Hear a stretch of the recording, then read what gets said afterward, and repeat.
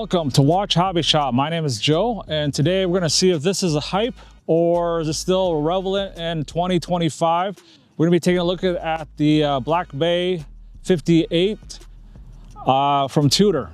So let's go ahead and dive down and do some specs and some opinions on this. All right, guys, we're going to take a closer look at the Tudor Black Bay 58.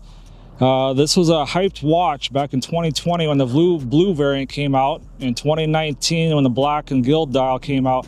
A year later they came out with the blue one. And believe it or not, these were so hyped, there was a waiting list for a whole year.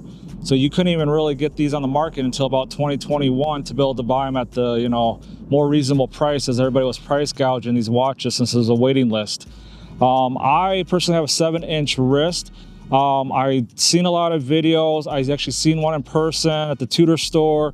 I tried it on and I could not believe that a 39mm would fit on a 7-inch wrist. I mean, it physically will fit, but to look good on a 7-inch wrist, I was very pleasantly surprised. And the build quality of this watch it's there. So I believe that the hype was real. The only thing is that I'm more or less a 41, 42, 43 millimeter watch type of guy. No more than 50, maybe 52, lug tip to lug tip. Other than that, this is actually a 39 millimeter dynamic dimension case with a manageable about 47.8. I just call it a 48 lug to lug, so that makes it wear a little bit bigger than the 39, but not by much. And then the case thickness is not that thin or thick at all. You're looking at around 11 to 12 millimeters thick. The casework on this is actually beautiful. It has a retro style to this Tudor. The Black Bay line, these are all cost certified. They carry the in-house movement. Believe it's the MT5402 movement. So you're gonna get 70 hours of power reserve. I love how this is a retro, so it gives a little bit different effect. If you look at that box dome sapphire crystal on top, looks beautiful, and they stuck with the original aluminum blue bezel. And what's really nice about this blue, it's not like a in-your-face blue, it's more of a subtle navy blue color, I would say. The indices are applied with silver. The hands are also wrapped with silver along with the second hand. Some people may or may not like the snowflake second hand or the snowflake hour hand, but to me it gives it its charm. It looks like a Tudor. They kept the original Tudor rose on the crown, so it is a signed crown with the Tudor original rose. But they did they took away the Tudor rose on the logo and the logo on the front top. That used to have a rose on there. Back in the day, they called it the smile dial. That's when they actually had the rose. Now they have the Tudor shield. They switched it out. I wish they would have kept the rose. The rose is actually a really nice logo that they had, and it kept it original. A lot of people also say that the Tudor is the sister or little brother of Rolex. I believe Tudor, ever since they came out with the Black Bay range, they got away from the Prince and the Daytona, or excuse me, not the Daytona, but the, what do you call it, Submariners, the Tudors, the Datejust and stuff like that. Ever since the Black Bay models came out, they became their own identity, in my personal opinion, that the Tudor is its own company, and they're doing a great job. These guys are what Rolex was back in the day. They're affordable, or more affordable, I should say. It's relatively speaking. These are still, obviously expensive watches for luxury watches. It's a beautiful watch. It's not in your face. Look at the case design. It's still kind of slab-sided, but has short curve downs on the ends. Beautiful polishing on the ends of these watches here, on the side of the case. A lot of people don't like the full rivets. I don't mind it. You know why? Because when you actually put it on the wrist,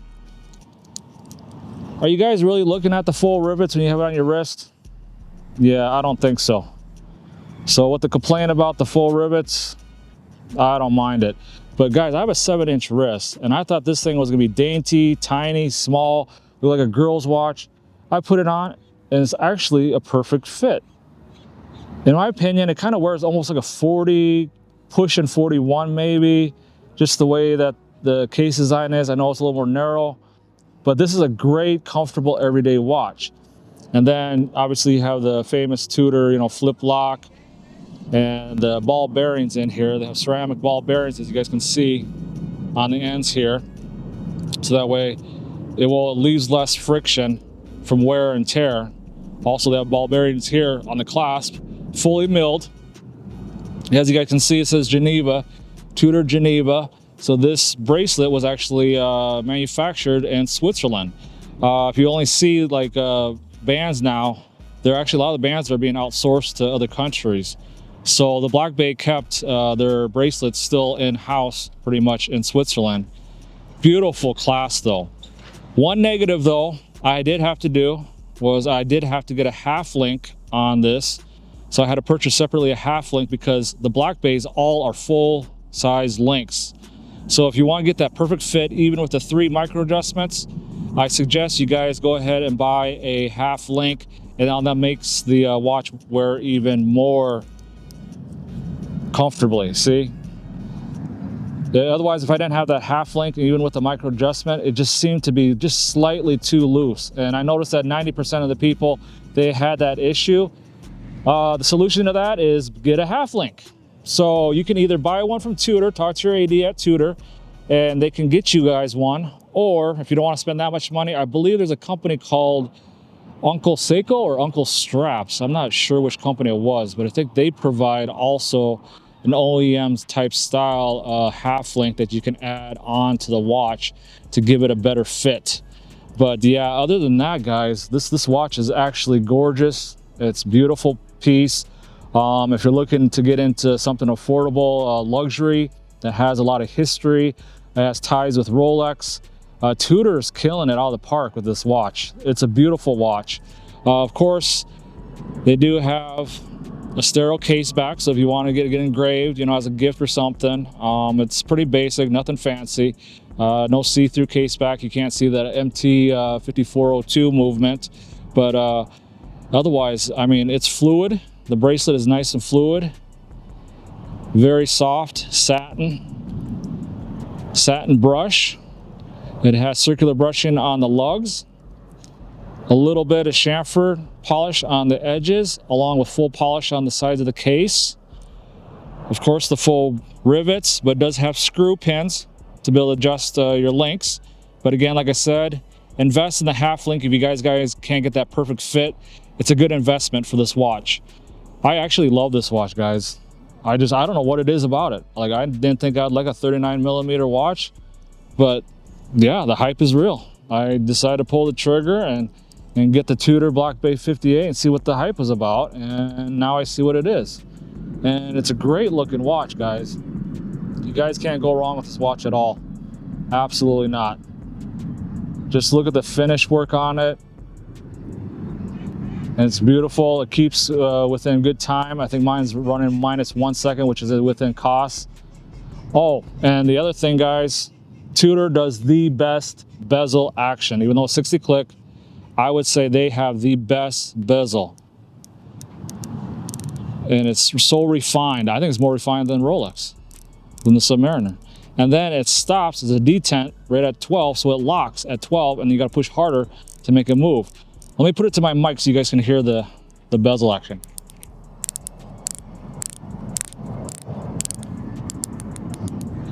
That's beautiful. I don't have any watches with this type of bezel action at all. So if you guys love playing with your bezels, Tudor makes the best bezels out of all the watches. I have a Pelagos and it does the same thing, but that one's made out of titanium, but the steel one actually I think has really good bezel action. They're probably the best in the business. I don't know anybody that compares to any bezel than Tudor. It's a well-known, respected brand. They're coming up, they're doing great things at Bezel World, releasing some new Tudors. The Black Bay range is probably their most popular watches, and I see why. If it's not broke, don't fix it. Keep making the Black Bays. I don't know about the 43mm one though. That's gonna look kind of big. I think I'll stick with the 39, 41 at max, but even the 41s kind of protrude out a little bit on the wrist. And this has only a 48 wingspan on my wrist, so you guys can see it covers the real estate of my wrist pretty good for being 7-inch wrist. It's not bad at all. I like it. So the negatives would be just the end link. I wish they would have had half links for the watch to come with. Subjectively, I would love to have a date window, but I'm not complaining. It's still a nice looking watch. It's a retro style looking watch. Other than that, it's a beautiful timepiece, guys. You cannot go wrong with the Black Bay, and you don't lose a whole lot of money if you do buy it from an AD. On the secondary market, these are still holding pretty good. You know, around 35, 38, just depends what it comes with, what year it is. But yeah, if you guys are questioning about buying the Black Bay 58 blue, go for it. I recommend this watch. Like, I was pleasantly surprised when I got it and I wore it. I didn't think I would like it, but I love it now. It's part of my rotation. So let's take it back on top and I'll give you guys my final thoughts. So guys, my final conclusions and thoughts on the Black Bay 58 in blue, 39 millimeter. It was a pleasant surprise, but to believe it or not, I don't wear smaller watches. Most of my collection is 41, 42, and 43 millimeters at the max. But I was really surprised on the build quality and how the fit and finish was on this watch and how it looked on my wrist. And especially with no date complication, it gives a really good, clean, aesthetic look. So yes, I do believe that the hype, well, to some degree, was correct. I would highly recommend purchasing this watch. They're not that expensive. They are expensive, don't get me wrong, it's relative, I guess the price point is. I believe they're around 41, 4,200 now at Tudor if you buy brand new from the AD. They're going on a used market. They're not losing much value. They're still running for around 3,500 to 36. Make sure you buy from a reputable seller or the gray market dealer if you do purchase one of these Black Bays.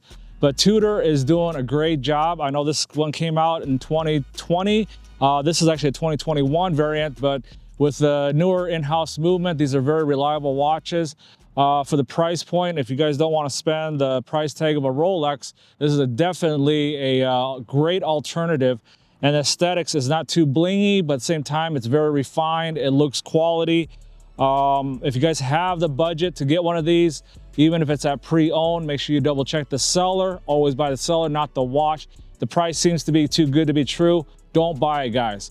But in my personal opinion, I highly recommend this watch. I was really surprised. I didn't think I would like this watch because of the size, but the looks and the feel and everything, it's a perfect watch for every day, and suit, tie, blue jeans, shirt.